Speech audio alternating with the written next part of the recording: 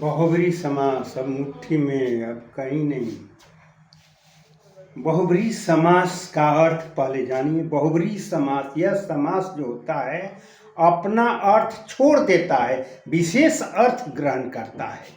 कहने का मतलब है कि अपने पद की प्रधानता इसमें नहीं होती है। लिखा हुआ जो पद है उसकी हम प्रधानता नहीं देते हैं, तीसरे अन्य पद की प्रधानता देते हैं। इसलिए बहुब्री समास को कहा जाता है अपने को छोड़ और दूसरे को जोड़, या दूसरे शब्द में कह सकते हैं अपने अर्थ से भागे और तीसरे पर जा लागे, वह होता है बहुब्री समास। इसलिए कहा जाता है वाला आया बहुब्री लाया, यानी बहुब्री समास में जो है वाला वाली अर्थ निकलता है। वह समासिक पद जिसका अर्थ वाला वाली में निकले वही बहुब्री समास होता है। उदाहरण के तौर पर आप देखें, उदाहरण में देते हैं लंबोदरः। लंबोदरः एक पद है लंबम, दूसरा पद है उदरम। लंबम का अर्थ होता है लंबा, उदरम का अर्थ होता है पेट, तो अर्थ हुआ लंबा पेट। लेकिन आप जो अर्थ हम निकालते हैं गणेश, जबकि दोनों में गणेश लिखा हुआ नहीं है, लेकिन हम अर्थ निकाल लिए गणेश। इसलिए कहा जाता है अपना अर्थ छोड़ देता है, विशेष अर्थ ग्रहण करता है। तो गणेश आ गया, तो तीसरा पद, तो वह शब्द जिसका तीसरा अर्थ निकल जाए वही होता है बहुब्री समास। इसलिए कर्मधारय समास में जो है बहुत सारा उदाहरण होगा, वह बहुब्री समास बन जाता है। जैसे देखिए लंबोदरः एक तरह से कर्मधारय समास है। लंबा पेट विशेषण विशेष हुआ, लेकिन जिसका अर्थ तीसरा निकल जाए बहुब्री उस पर चला आता है, उस पर बहुब्री का अधिकार हो जाता है, दूसरे का अधिकार छट जाता है। क्योंकि तीसरा नीला कंठ, एक पद है नीला, कंठ दूसरा पद है कंठ। नील माने नीला, कंठ माने कंठ, नीला कंठ। लेकिन हम आप अर्थ क्या लगाते हैं? शंकर अर्थ लगाते हैं, तीसरा अर्थ निकल गया शंकर। इसलिए नीलकंठ ये जो है बहुब्री समास हुआ। तो उसी तरह पीताम्बर है, पीतम अम्बरम, एक अर्थ है पीला, अम्बरम माने वस्त्र, पीला वस्त्र। लेकिन पीताम्बर का अर्थ यदि हम विष्णु निकालते हैं तो वह बहुब्री समास हो जाएगा, तो अर्थ हो जाएगा पीला वस्त्र वाला। नीलकंठा का अर्थ हो जाएगा नीला कंठ वाला। लंबोदरा का अर्थ हो जाएगा लंबा पेट वाला, अर्थात कौन? तो गणेश शिव। तो बहुब्री समास जो है इसको जो है ना विग्रह की प्रक्रिया आप जाने। विग्रह जो है लंबम उदरम, वाला वाली की जगह पर हम यस्य स और स्त्रीलिंग में यस्या सा लिखते हैं, क्योंकि लंबोदरः पुल्लिंग है, इसलिए लंबम उद्रम यस्य स। आई नीलकंठा नीलकंठ यस्य स। यहीं पर अगर वीणा पाणी आ जाए तो वीणा पाणौ यस्या सा, क्योंकि वीणा पाणी सरस्वती स्त्रीलिंग है, इसलिए स्त्रीलिंग में हम यस्या सा लिखेंगे, पुल्लिंग में हम विग्रह में यस्य स लिखेंगे। बहुब्री समास में आप ये याद कर लेंगे वर्ड गत जित पित कृत लब्ध गृहित, गत जित पित गृहित लब्ध, ये न ये जो है इसमें कत प्रत्यय है। ये वर्ड यदि आपके समासिक पद में आता है तब विग्रह अवस्था में लास्ट में यस्य स नहीं लिखेंगे, एन स लिखेंगे, स्त्रीलिंग में यया सा लिखेंगे। जैसे गतः का अधिगत तत्व, जिसने तत्व को जान लिया है। अधिगतम तत्वम एन स अधिगत तत्व, जीत का जितेंद्रिय, जितानि इंद्रियाणि एन स जितेंद्रिय, पीत का पीताम्बर, यहाँ पीत का अर्थ कत प्रत्यय है, पीला अर्थ नहीं हो गया, यहाँ पिया हुआ। तब पीत दुग्धा है, पीत दुग्ध को अगर लेते हैं तब पीतम दुग्धम, ये सा जिसने दूध पी लिया है वो पीत दुग्ध है। कृत्य, कृत्य कार्य, कार्य को करने वाला, तो कृत कार्य, कृत शब्द आ गया इसलिए हम लास्ट में एन सा लिखेंगे, कृतम कार्यम एन सा कृत कार्य। उसी तरह जो है लब्ध, लब्ध का गृहीता का हम अर्थ निकालते हैं। बहुब्री समास समझने के लिए आप अधिक से अधिक नपुंसक लिंगों की सूची याद रखें, आपका बहुब्री आसान रहेगा। जैसे जो उदाहरण देते हैं, जो महत्वपूर्ण परीक्षोपयोगी है, हमने लिखा है, एक फार्मूला दिया है, इत का अध अनस उपरिद वमुफ अभामा, इत का अध अनस उपरिद वमुफ आभामा। इत का में 3 वर्ड आता है, ई फॉर इंद्रियम, त फॉर तत्वम और का फॉर कार्यम। अध में अ फॉर असनम, ध फॉर धनम, अनस में अंबरम, न से नयनम, स से शरीरम, उपरिद में उदरम प्रियम दर्शनम, वमुफ में वमुफ व से वदनम, मुँह से मुखम, फ से फलम, आभामा में आननम, भाग्यम मानसम।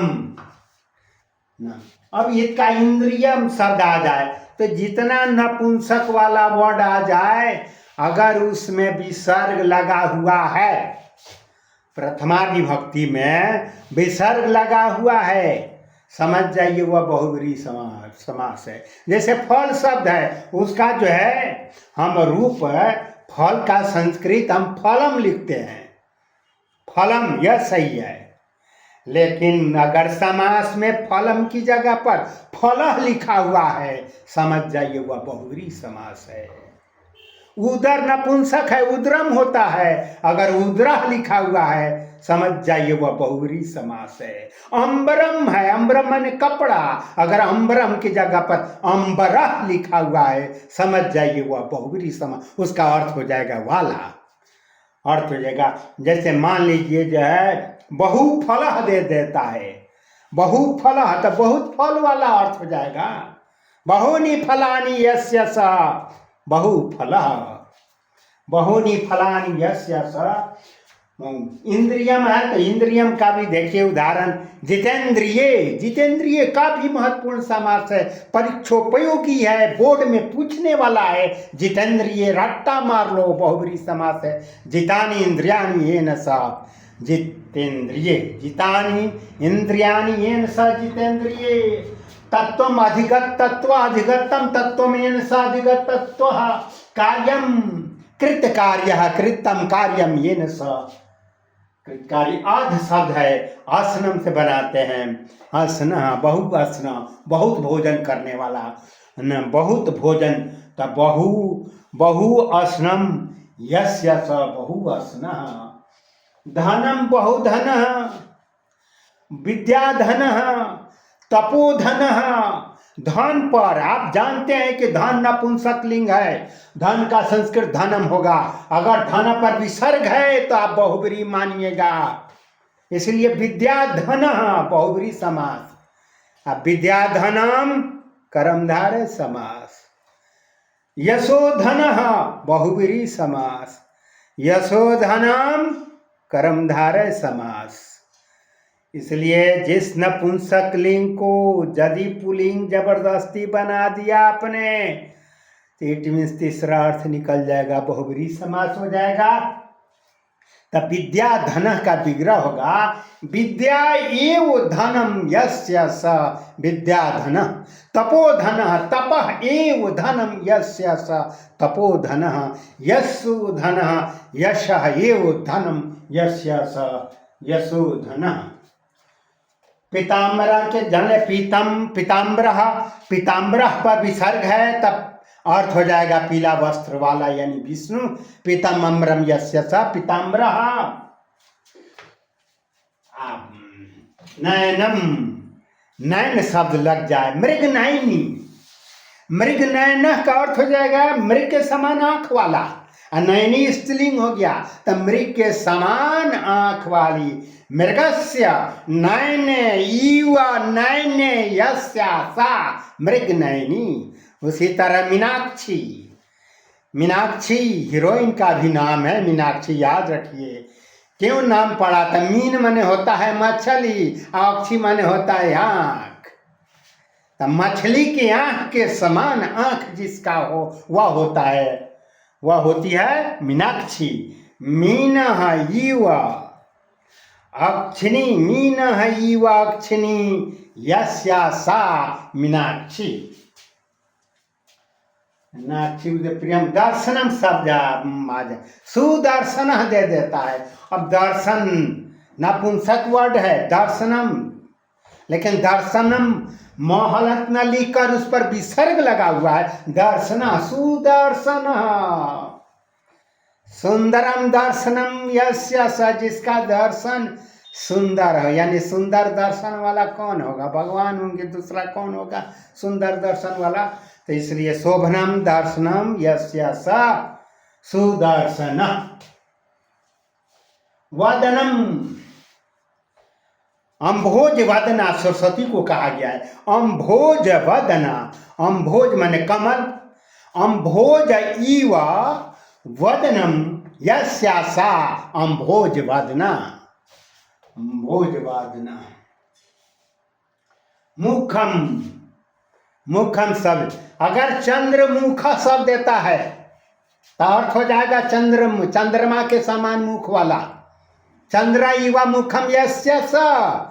लेकिन तुलना काव्य शास्त्रों में जो है ना, यह उदाहरण जो है नायिका का, नायिका पात्र का चयन लिया जाता है, इसलिए चंद्रमुखी कहा जाता है। जिसका मुख चंद्रमा के समान हो उसको चंद्रमुखी कहते हैं, यानी चंद्रमा के समान मुख वाली चंद्रमुखी। तो चंद्र इव मुखम यस्या सा। आप जानते हैं मुख शब्द नपुंसक है, लेकिन पंडित ने लिखा मुख, तो मुख लिख दिया तो हम अब बहुब्री मानेंगे। जैसे ही नपुंसक लिंग को जबरदस्ती आप पुल्लिंग बनाइए, स्त्रीलिंग बनाइए, हो जाएगा बहुब्री। मुख आ गया तो मुख वाला, मुखी आ गया तो मुख वाली। फलम है, फलम भी नपुंसक है, फल लिख दिया तो फल वाला, फली लिख दिया है फल वाली। बहुफला, बहुनी फलानी यस्य स, पक्व फल, पक्वानी फलानी यस्य स, पका हुआ फल जिसका हो। अपक्व फल, जिसका फल कच्चा हो उसको अपक्व फल कहते हैं। आभामा, आ जिसके आ वाला भी होता है, आनन, आनन होता है, बहुत ही महत्वपूर्ण समास। आनन दशानन होता है, अक्सर परीक्षा में दशानन कभी द्विगु समास में रख देता है और कभी बहुब्री समास में रहता है। तो याद रखिए कहाँ आप द्विगु बोलिएगा और कहाँ बहुब्री वाली। तो आनन पर देखिएगा आनन विसर्ग लिखा हुआ है, आनन बहुब्री मानिएगा। दशानन, 10 आननानी यस्य स, 10 मुंह है जिनके, दशानन। लेकिन सीधे रहे दशाननम तो 10 मुखों का समूह हो जाएगा। तो दशाननम ये आपका द्विगु समास हो जाएगा। लेकिन दशानन या 10 मुख ये दोनों बहुब्री समास होगा। 10 मुखम दशाननम अगर दिया है सीधे तो उसको द्विगु आप मानेंगे। भाग शब्द नपुंसक लिंग होता है, लेकिन जब देखिएगा पंडित जी भाग्यम किसी भाग को पुल्लिंग कर दिए जबरदस्ती या स्त्रीलिंग कर दिए, जहाँ भी जबरदस्ती होगा वहाँ बहुब्री कहेगा कि हमारा अधिकार है। भाग्य को जिसने भी लिखा भाग्य, बहुब्री कहेगा कि चल हमारा अधिकार है। इसलिए आपका जो है प्रच्छन्न भाग्य उदाहरण है, छिपा हुआ भाग्य वाला। प्रच्छन्नम भाग्यम यस्य स प्रच्छन्न भाग्य, छिपा हुआ जिसका भाग हो उसको हम प्रच्छन्न भाग कहते हैं।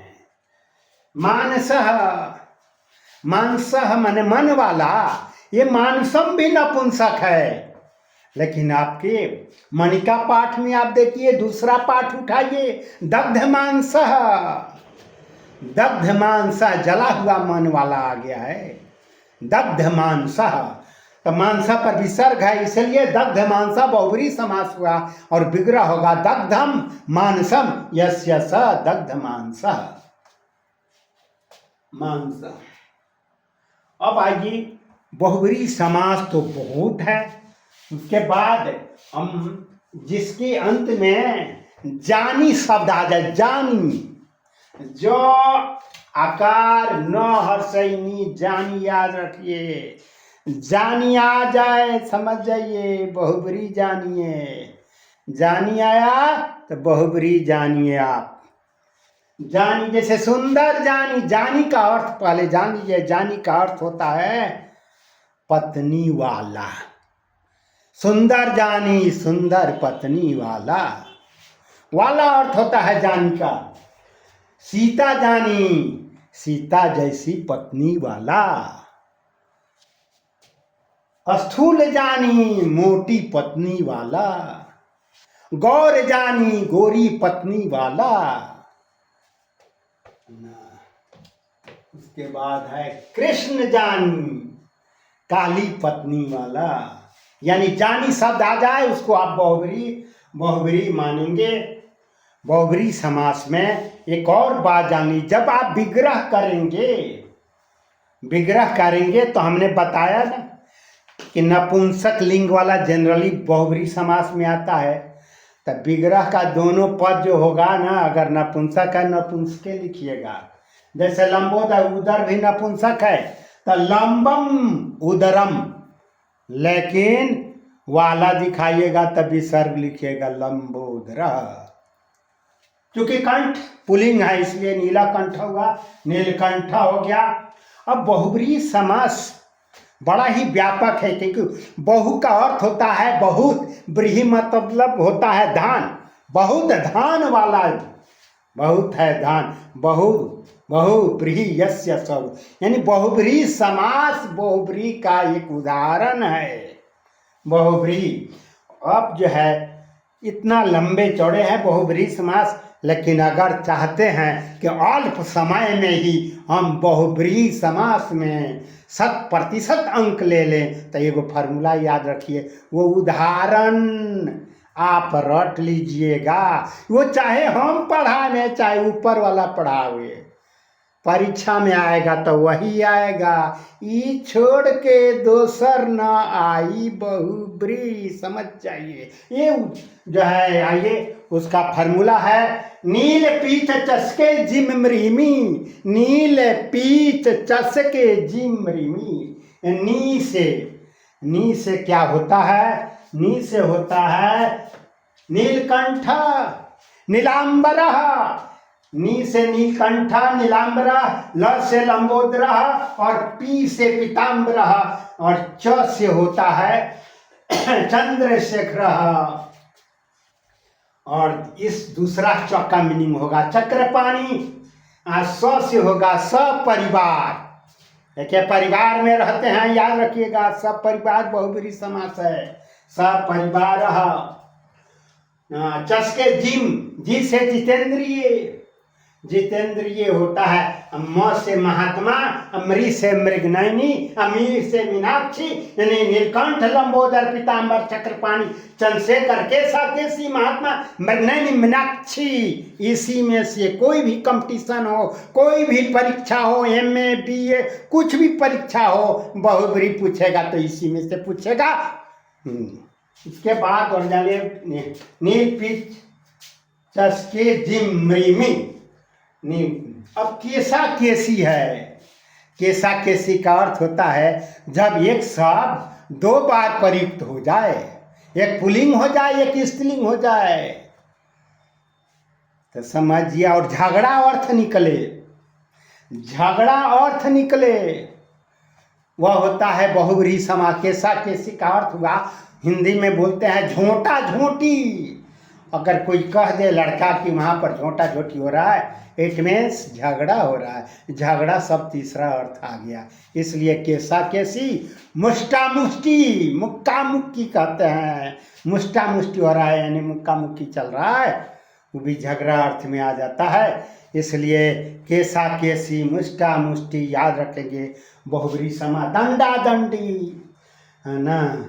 हिंदी में लाठा लाठी, ये सब जो है बहुब्री समास के उदाहरण है।